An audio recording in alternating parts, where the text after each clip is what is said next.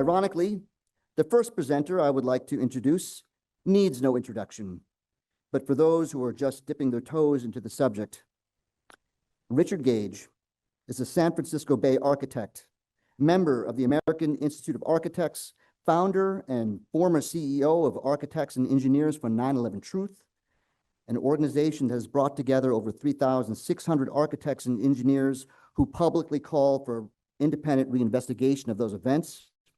He now leads the charge for a new World Trade Center investigation along with his courageous wife, Gail.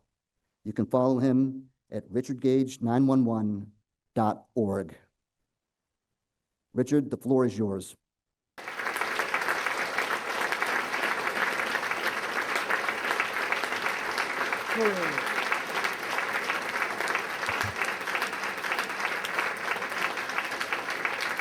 Hello. Are you ready? Are you ready to go down the rabbit hole into the World Trade Center tonight? You sure? Some people think they're ready, and it turns out that they're not really ready. And I've experienced that directly. So it takes courage, as Madhava mentioned, to go down this road. And there's a number of people who are lacking courage in the media and the government and so forth. Madhava made that absolutely clear. Most architects are unaware of the third worst structural failure in modern history, Building 7. How many of you are not familiar with Building 7? Raise your hands. Most people are. And in this room, but in the world outside of this room, they're not. So this is the message for you out there, perhaps a million watching on the redacted live stream, to learn something new. Building 7, a 47-story skyscraper, easily the tallest building in most of our states. A football field away from the North Tower. Wasn't hit by a plane. And yet it went down. And NIST says, well, the damage that it suffered from the World Trade Center Twin Towers, the North Tower, when it came down, was not a significant factor in the building's collapse. Well, let's look at that collapse. Here is Building 7. This is the east penthouse on the upper left that falls first in an isolated event, and then 6 seconds later, the entire building comes down smoothly, symmetrically into its own footprint. Here is the official narrative about the cause of that collapse. What we found was that uncontrolled building fires caused an extraordinary event. The collapse of World Trade Center 7 was primarily due to fires. He says primarily due to fire. Well, wait a minute. Let's look at those fires. They're few, they're small, and they're scattered throughout the building. And they're burned out on the floor of interest by NIST, where their collapse initiation theory developed. We go into that in more detail. I'm giving you a 2-hour presentation in 30 minutes. We're going to fly. We've never lost a steel frame fire protected structure ever due to fire. Not one. This event is unprecedented. Not even after 9/11, we have these fully engulfed buildings in fire. Not one of them came down. Well, what could have brought it down? Well, let's compare it to a series of known controlled demolitions on the left, Building 7 on the right. Is there any similarity? Is there enough similarity to warrant an investigation into the possible use of explosives? Especially since fire, the official cause of this building's collapse, has never in history brought down a steel frame fire-protected structure ever. So we have to look at the features of controlled demolition. What are they? Well, is there a sudden onset of destruction? Listen to Dan Rather as he explains the collapse of this building. And what you're seeing are high shots. Now, here we're going to show you a videotape of the collapse itself. Describe that. Now we go to videotape, the collapse of this building.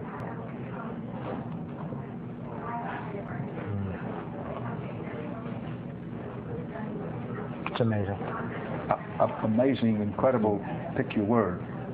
For the third time today, it's reminiscent of those pictures we've all seen too much on television before when a building was deliberately destroyed by well-placed dynamite to knock it down.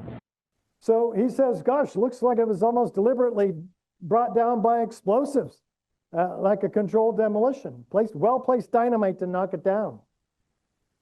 Well, okay, feature number one. Just check them off your list. Do we have a straight down symmetrical progression? Looking from West Street. Yeah, pretty straight down, pretty symmetrical. How do you do that? You have to take all the core columns out, followed immediately, about a second later, max, by the perimeter columns. Any deviation in that pattern, the building will begin to fall over. Can these fires bring this building down symmetrically? No. How fast is the building coming down? Well, we have physicists who have clocked it. David Chandler is one of them. You'll hear from him later in this conference. Yeah, it came down in free fall. What does that mean? That means that not one of these 82 columns in this building gave any resistance for that period of free fall in which this building was coming down. Not one. Where did they go? Where did 82 columns go? When columns buckle, they still give resistance, even after they're breaking a minimum of 25% of their strength. But not one of them gave any strength. Did these fires take all those columns out at once? No. We have a moment-resisting steel frame, fire-protected building where the columns and the beams are rigidly welded to one another. If this building was going to collapse, it should have been a 20-story pile, not a pile 4 to 6 stories falling like a house of cards, with all the columns and beams severed one from another. Buildings that fall over, like in this case earthquakes, due to natural causes, the columns and beams are not severed one from another. The concrete is not pulverized to a fine powder. The building is recognizable as a building. Did these fires bring this building down like that? So do we have witnesses that hear sounds of explosions? We were watching the building actually because it was on fire. The bottom floors of the building were on fire, and we heard this sound that sounded like a cloud of thunder. Turned around, we were shocked to see that the building was, it looked like there was a shock wave ripping through the building, and the windows all busted out, and it was horrifying. And then, about a second later, the bottom floor caves out, and the building followed after that, and we saw the building crash down all the way to the ground. Kevin McPadden, former Air Force medic. You heard explosions, like boom. It's like a distinct sound. It's not like when in compression, like boom, boom, boom, boom, boom, like floors that were dropping and collapsing. This was boom, and like you felt a rumble in the ground, like almost like you wanted to grab onto something. That, to me, I knew that was an explosion. There was no doubt in my mind. Bill Rosati sees a flash of light before the building comes down. I'm going to call in Bill Rosati. He was here when it all happened. He saw it for himself. Bill, if you can just tell us what you saw, what you heard. I was standing like 2 blocks away, and all of a sudden I just seen a big flash, and then I seen the building coming down, and I just seen people just running everywhere. And these firefighters hear explosions in the vicinity of Building 7 in the late morning of 9/11. Yeah, here's one of the guys who can tell you I'm okay, all right? Here, hold on. You want to call your mother or something? We've got 3,600 architects and engineers signed on to the petition demanding a new investigation into the cause of the collapse of these buildings. Kamal Obeid is one of 36 structural engineers. A localized failure in a steel frame building like World Trade Center 7 cannot cause a catastrophic collapse like a house of cards without a simultaneous and patterned loss of several of its columns at key locations within the building. Does that sound like something the fires are going to do? No. So the University of Alaska gets involved for 4 years. They say there's many other similarly designed buildings like this. This is a serious issue. So they compete.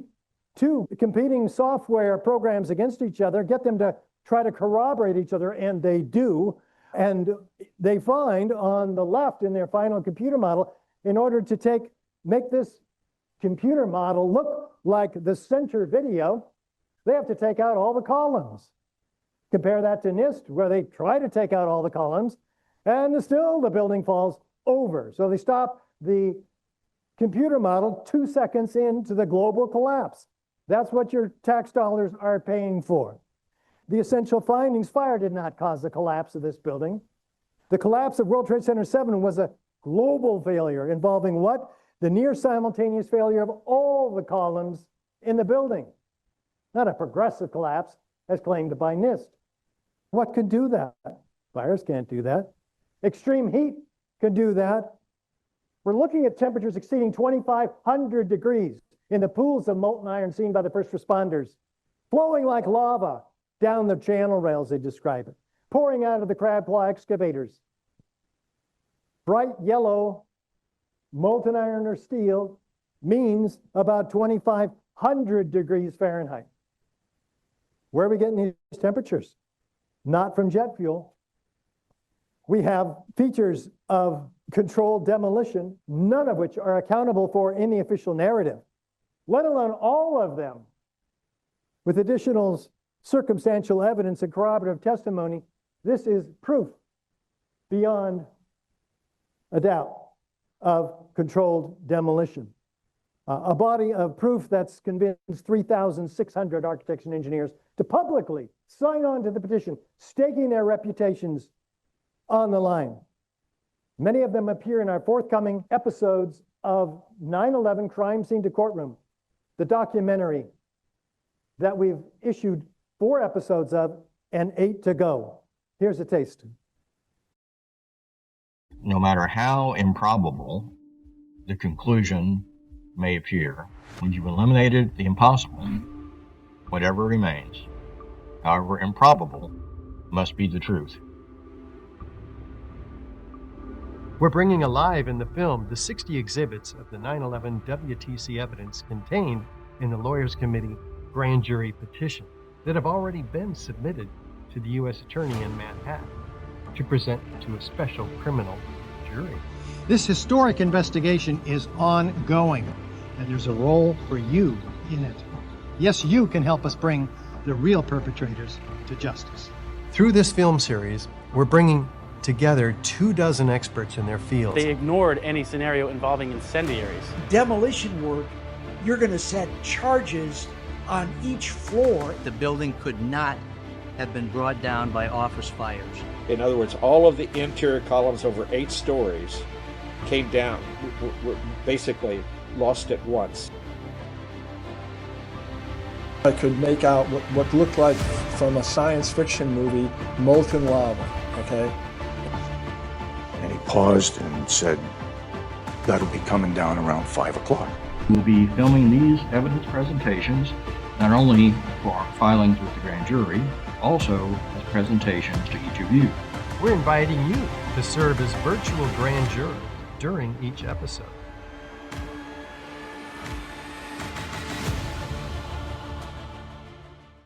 What we've done is gone into the boardroom, Mick and I and the experts, and are presenting to our stand-in virtual grand jurors the evidence that you're going to be seeing highlighted. You've seen World Trade Center 7. This series of episodes will be provided to the actual grand jurors as a supplement to the 60 exhibits which we've already submitted for a special grand jury petition, which Barbara will be talking about tomorrow from the Lawyers Committee for 9/11 Inquiry. We've got to then look at the Twin Towers, because if Building 7 was a controlled demolition, and we've just proven that it was, do you think we need to take a glance at least and look at the evidence for the Twin Towers? I think so too. After all, look at them. We've shown them simultaneously being destroyed, though they were in fact 15 minutes apart. We have upward, outward arching streamers, a geometry of fireworks, freely flying structural steel sections weighing 4 and 8 tons, laterally ejected at 80 miles an hour, landing up to 600 feet in every direction, trailing thick white smoke clouds. Why are these steel sections which are not flammable in office fires or with jet fuel, trailing thick white smoke clouds. You want a hint? Stay tuned for Niels. He's coming up right away. Niels is going to tell you about aluminum oxide ash, the other byproduct of thermite, in addition to molten iron. So you have to look and see, is there a sudden onset of destruction? Looking at the features of controlled demolition. Well, the North Tower is standing at rest, and all of a sudden, it's in uniform downward motion. No jolt, no hesitation upon impact of the cold, hard structure below. Same with the South Tower. It's standing at rest, and all of a sudden, it's in uniform downward motion. What can do that? Why isn't it even slowing down? We'll come to that. We're told that the upper part drove the rest of the building down to the ground after structural weakening by fire, and then destroyed itself. And so let's see if that's happening. Can you see? Let me make it easier. Watch the lower red line. Is there any movement of that upper section down? No, it's not destroying the lower part. It's being destroyed. It's telescoping in on itself. Why? Something else is happening, destroying this upper section. If it were there, we would be seeing it in the photos and videos, but none of them. There's no upper part driving the rest of the building down to ground. If it was there, it would have destroyed these few remaining core columns standing 900 feet in the air. But no, another explosion takes them out, and the top part descends frame by frame. That's what you're seeing here. You're not seeing a steel turning to dust. There's no steel dust in the dust found by the numerous agencies and private companies that have analyzed the dust. So forget steel turning to dust. That is a myth. Look and see what we're looking at. Are we seeing a building collapsing? Let's compare it to a volcanic eruption. Which one is the volcanic eruption? You guess. It's not easy, is it? Yeah, it's the one on the right. But in both cases, upward, outward, arching streamers, a geometry of fireworks, freely flying, solid, molten objects, trailing thick white smoke clouds of aluminum oxide ash. And we proved that in our longer videos. Feature number 2, are there witnesses of explosions? You would expect that. Well, yeah, there's 156 of them found by Professor Graham McQueen in the 12,000 pages of testimony that were orally recorded and produced on the New York Times website not until August of 2005. What did we learn? We felt the ground shake. You could see the towers sway, and then it just came down. Again and again, you can hear this order of events, very specific. They're hearing something, they're feeling something, they're seeing something before the towers collapsed. All of a sudden, the ground just started shaking. Felt like a train running under my feet. The next thing we know, we look up and the tower is collapsing. Shook my bones. Shortly before the first tower came down, I remember feeling the ground shaking, heard a terrible noise, and then debris just started flying everywhere. I saw flash, flash, flash at the lower level of the building. You know, like when they demolish a building. Saw a number of brief light sources being emitted from inside the building between floors 10 and 15. That's way down below, isn't it? We saw about 6 of these brief flashes, accompanied by a crackling sound before the tower collapsed. I saw low-level flashes, flash, flash, flash, and then it looked like the building came down. An explosion appeared at the very top, simultaneously from all 4 sides. Materials shot out horizontally, and then there seemed to be a momentary delay before you could see the beginning of the collapse. How specific does this fire chief need to be, this expert witness, one of 156? There was an explosion in the South Tower, one floor under another. When it hit about the 5th floor, I figured it was a bomb because it looked like a synchronized, deliberate kind of thing. Well, does the building behave like controlled demolition? Is there a straight down symmetrical collapse? Let's see. Looking at the South Tower, it begins to tip over. Well, interesting. It's actually tipping over at 22 degrees off center. So it's falling off of its axis so there's no real loading on the structure below. There's asymmetrical loading, asymmetrical damage from the fires, asymmetrical damage from the planes. How in the world then do we get complete symmetrical damage all the way around, just like the firefighters described, around the building, all four sides? It makes no sense. This is not a result of all that asymmetrical damage. Let's zoom in to the leading edge of these explosions. And what are we seeing? In this looped video of 12 seconds or so, I'm seeing individual explosions traveling down the building floor by floor. This is not a gravitational collapse. These are explosions which must be pre-placed, relatively small. This is not a nuclear weapon going off. Nuclear weapons have extremely bright flashes and very loud sounds, which would be heard for hundreds of miles. What do we have instead? Something that has more of the sound of a roar when they're all put together. Thermite doesn't make quite the sounds as high energy explosives. Do we have isolated explosive ejection? Yeah, occurring 20 stories down below what we're told is a gravitational collapse, 40 stories down below. They even occur as far down as 60 stories below the zone of destruction. There's no accounting for these whatsoever in the official narrative. And they can't, and so they don't. On the left side of the South Tower, we have a dozen simultaneously explosive ejections occurring in this looped video. Well, there's no accounting for these in the official narrative either. Well, how fast is the building coming down? Once again, we have physicists documenting that it comes down, in this case, almost at free fall, 2/3 of free fall. That's not slowing down when it meets what? The 80,000 tons of structural steel beneath the point of plane impacts. Wait a minute. What happened to all that steel? It's flying out laterally ejected. Well, interesting. They're impaling themselves in skyscraper and up to 600 feet, 1,200 foot diameter, outside the boundary of the World Trade Center itself.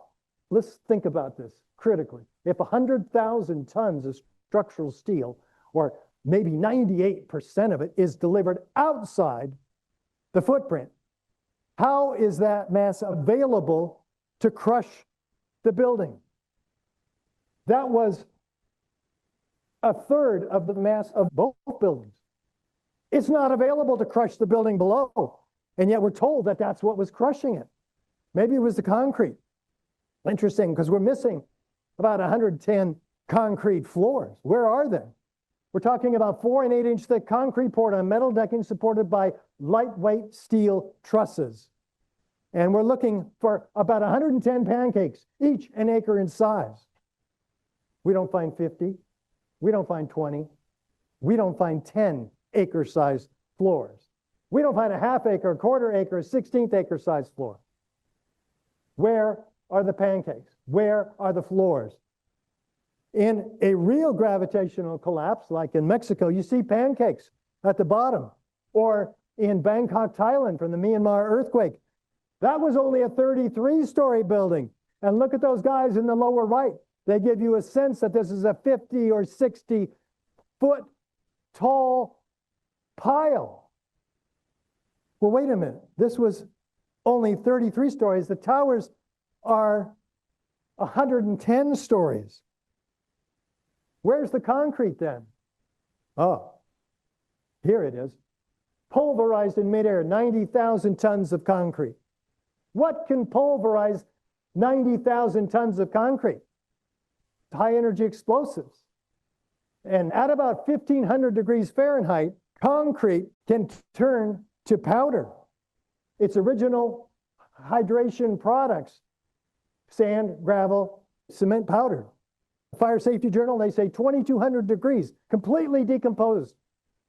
What can happen at 3 and 4,000 degrees Fahrenheit, which is what you get with nanothermite and thermite.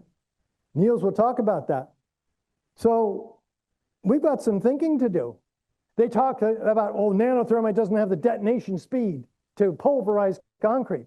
It's irrelevant. It's the heat, dramatic heat, completely unaccountable for in the official narrative. That's pulverizing all this concrete. And by the way, where's it going? Laterally, from river to river across lower Manhattan in a 3 square mile area. 3 inches thick, these blankets of powdered concrete. 30% of that is concrete. Wait a minute. Let me think. If 30% of that is concrete, what's crushing the building? This is another third of the weight of the building that's not available to crush the building. That's 2/3 of the weight of this building that's not available to crush it.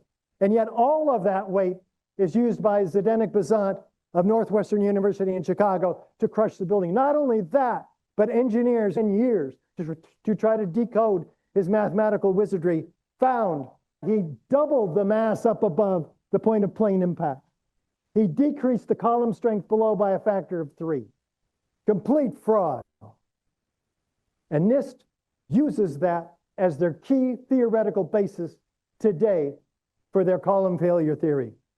We have direct evidence of destruction with explosives, no evidence of destruction with fire. Fire can't explain any one of these features, let alone all 10 of them. With additional circumstantial evidence, corroborative testimony, this becomes proof. Darn good, solid, irrefutable, overwhelming, abundant proof of controlled demolition with incendiaries and high energy explosives as well. So we've got to get to the truth of 9/11. People look at this evidence and overwhelmingly they say, yeah, we need a new investigation. Can we have a show of hands here? How many of you think we need a new investigation into this? Well, thank you. And is there anybody who still pretty much agreeing with the official narrative about how these buildings came down by fire and plane impacts? No. So this is the results I've been getting in up to 1,000 presentations in the last 20 years. And we're finally making some headway.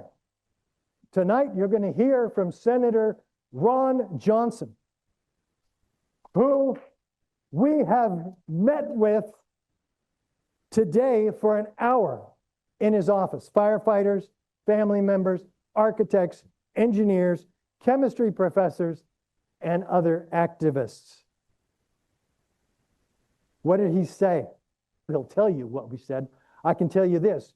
We came away very enthused about his genuineness, his sincerity, and his commitment to get to the bottom of this. And so he lit a fire under our tailbones.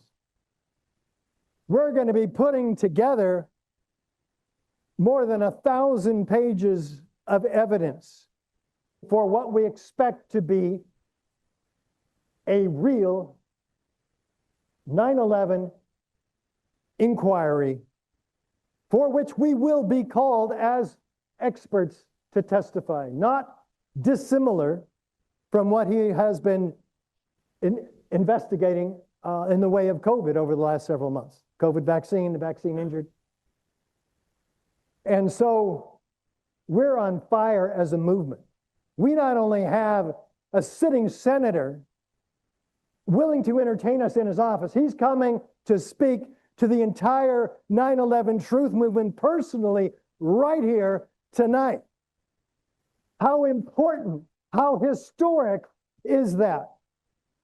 Not to mention Tucker Carlson, who now has his tail between his legs because of his previous dissing of the 9/11 truthers, but now he's the one. How cool is that? How cool is it that Clayton Morris on Redacted with 2.75 million followers is live streaming this entire event to his own platform? That's a completely unprecedented set of events which we've been waiting for, working hard for for the last 20 and 25 years. We are about to grow tenfold and 100-fold in the 9/11 truth movement. How many of you are with us? Right on. Thank you, guys.